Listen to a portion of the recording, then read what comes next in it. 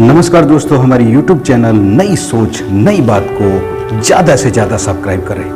आपके एक सब्सक्राइब से हमें काम करने का नया हौसला और नया जज्बा मिलता है। और हाँ, साथ में बेल आइकॉन पे भी क्लिक करें ताकि आने वाले नए वीडियो का नोटिफिकेशन वीडियो अपलोड होते ही आपको तुरंत मिल पाए। हमारी चैनल को सब्सक्राइब करने के लिए और सपोर्ट करने के लिए हम सभी लोगों के तहे दिल से आभारी हैं। हम फिर से आप सब लोगों का आभार व्यक्त करते हैं। नमस्कार दोस्तों, मैं हूं नितेश बारोट। नई सोच नई बात पे मैं सभी दर्शकों का तहे दिल से हार्दिक स्वागत करता हूं। बात हम वही कहेंगे जो सही है।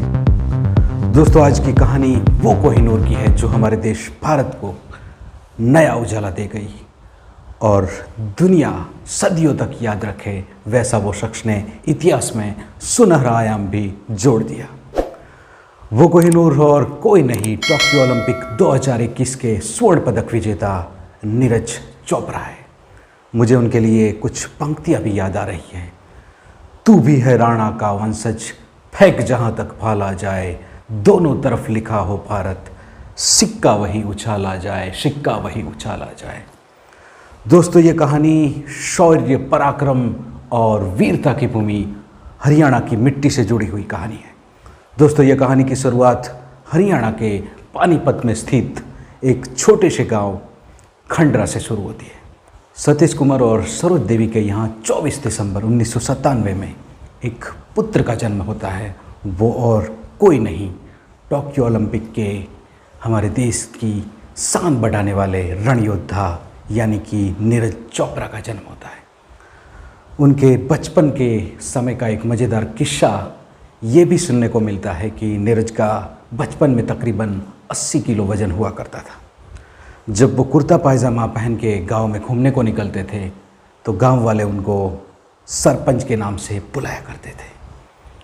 दोस्तों, बचपन से नीरज को जेवलिन थ्रो में काफ़ी दिलचस्पी थी। बाद में तो कई लोग नीरज को जेवलिन थ्रो में ही उनका अपना करियर बनाने की लोग हिमायत करते रहते थे और वही खेल में वो अपना हाथ आजमाने लगे।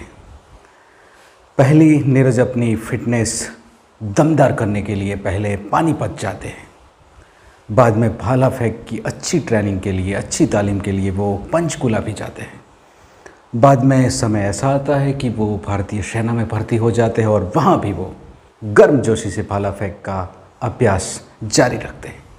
उसी साल दोस्तों के साथ बास्केटबॉल खेलते हुए उनके हाथ की कलाई टूट जाती है। उस समय तो ऐसा लगता है मानो कि उनका पूरा एथलेटिक करियर ख़त्म ही हो चुका हो। लेकिन नीरज वैसे हार मानने वालों में से नहीं थे। वो मुसीबतों से लड़ने का जज्बा बनाए रखते हैं और वही जज्बा उनको फिर से खेल में वापस लेके आता है। इनके पश्चात वो भाला फेंक की कई प्रतियोगिताओं में हिस्सा लेते हैं और जीतते भी हैं। दोस्तों, नीरज कॉमनवेल्थ गेम्स में भी गोल्ड मेडल जीत के लाते हैं। जेवलिन थ्रो में भी गोल्ड हासिल करने वाले वो प्रथम भारतीय बन जाते हैं और 2016 में अव्वल आने की बेमिसाल कहानी की शुरुआत हो जाती है। 2016 में अंडर 20 वर्ल्ड चैम्पियनशिप में भी वो हिस्सा लेते हैं और भारत के लिए गोल्ड मेडल जीत के लाते हैं। साल 2016 से साल 2018 तक वो कई प्रतियोगिताओं में हिस्सा लेते हैं और भारत के लिए गोल्ड मेडल जीतते हैं। वैसे बात करें तो world juniorship, Asian championship, Commonwealth Games, Asian Games वैसी कई प्रतियोगिताओं में वो हिस्सा लेते हैं और गोल्ड मेडल जीतते हैं। दोस्तों, ओलंपिक की कहानी की शुरुआत 2019 से शुरू होती है। साल 2019 में टोक्यो ओलंपिक में वो क्वालिफाई हो जाते हैं और दोनों ग्रुपों में वो अव्वल रहते हैं। लेकिन बाद में उनकी कोहनी में चोट आ जाती है। वो फिर से चोट से उबर कर खेल में वापस आते हैं। जून माह में पुर्तगाल के ब्रिस्बेन में हुई प्रतियोगिता में भी वो हिस्सा लेते हैं और वो भारत के लिए स्वर्ण पदक पर कब्जा कर लेते हैं और अपना जलवा वो बरकरार रखते हैं। मार्च 2021 में इंडियन ग्रोपी 3 टूर्नामेंट में वो 88.07 कि जेवलिन थ्रो की दूरी तय करके अपना कीर्तिमान स्थायी करते हैं और एक अपना ही नया रिकॉर्ड कायम कर लेते हैं। और इसी बात से ओलंपिक में गोल्ड मेडल जीतने की उम्मीद को एक नया हौसला मिलता है। दोस्तों, आगाज़ इतना अच्छा था कि उसका अंजाम अच्छा ही होने वाला था।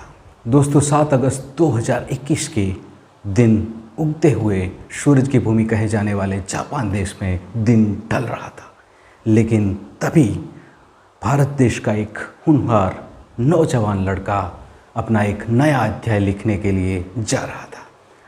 टोक्यो ओलंपिक में पहली थ्रो में नीरज का भाला 27.03 मीटर की दूरी तय कर लेता है, लेकिन भारत के लिए खुशी का पल, सुनहरा पल तब आता है जब दूसरी थ्रो में नीरज का भाला 27.58 मीटर की दूरी तय कर लेता है और ओलंपिक में एक नया कीर्तिमान कायम कर लेता है। यही दूसरी जेवलिन थ्रो की बदौलत भारत की जीत टोक्यो ओलंपिक में तय हो जाती है और पूरे भारत में ये बात सुनते ही जश्न का माहौल बन जाता है और जगह जगह पे मिठाइयाँ भी बंटने लगती है। दोस्तों, पिछले लंदन ओलंपिक में भारत ने कुल 6 पदक हासिल किए थे, लेकिन टोक्यो ओलंपिक 2021 में नीरज चोपड़ा के गोल्ड की बदौलत हिंदुस्तान कुल 7 पदक हासिल कर लेता है और यही गोल्ड की बदौलत भारत पदक तालिका में छलांग लगा के 48वें पायदान पे पहुंच जाता है। और वो लम्हा हम हिंदुस्तानियों को गर्वान्वित करने वाला होता है जब लंदन ओलंपिक में जब नीरज चोपड़ा गोल्ड मेडल जीतते हैं और उसके सम्मान में, यानी कि हमारे भारत देश के सम्मान में, जब हमारा राष्ट्रगीत बजाया जाता है। दोस्तों, एक नाम न जाने कितने लोगों को नए ख्वाब दे जाता है, एक नाम जिसकी मेहनत की कहानियाँ आने वाली कई पीढ़ियों तक सुनाई जाएगी। उन्होंने भारत देश की शान के लिए, शान बढ़ाने के लिए कई प्रतियोगिता में हिस्सा लिया और तकरीबन अब तक 30 स्वर्ण पदक जीते हैं और देश की शान बढ़ाई है। भारत सरकार की ओर से उनको 2018 में अर्जुन अवार्ड से भी सम्मानित किया जाता है। दोस्तों, यही बेमिसाल कहानी नीरज चोपड़ा की थी। हम उम्मीद करते हैं कि यही कारनामा वो आने वाले 2024 के ओलंपिक में भी दोहराए। दोस्तों, चलते चलते नीरज चोपड़ा के सम्मान में मनोज मुझसिर ने लिखी हुई कुछ पंक्तियाँ आपको सुनाता हूँ। मनोज मुझसिर लिखते हैं, भाला फेंक के आसमान के 2 टुकड़े कर देते हैं, भाला फेंक के आसमान के 2 टुकड़े कर देते हैं, फिर से साबित हुआ हम महाराणा प्रताप के बेटे हैं, हम महाराणा प्रताप के बेटे हैं। दोस्तों, आज की कहानी में बस इतना ही। अगर हमारी कहानी आपको अच्छी लगी हो तो हमारी YouTube चैनल नई सोच नई बात को सब्सक्राइब करना ना भूलें। मैं फिर से आपके सामने नई सोच नई बात पे फिर से नई कहानियाँ लेके आपके सामने हाजिर हूँगा, लेकिन अभी मैं आपकी इजाज़त लेता हूँ। जय हिंद, जय भारत।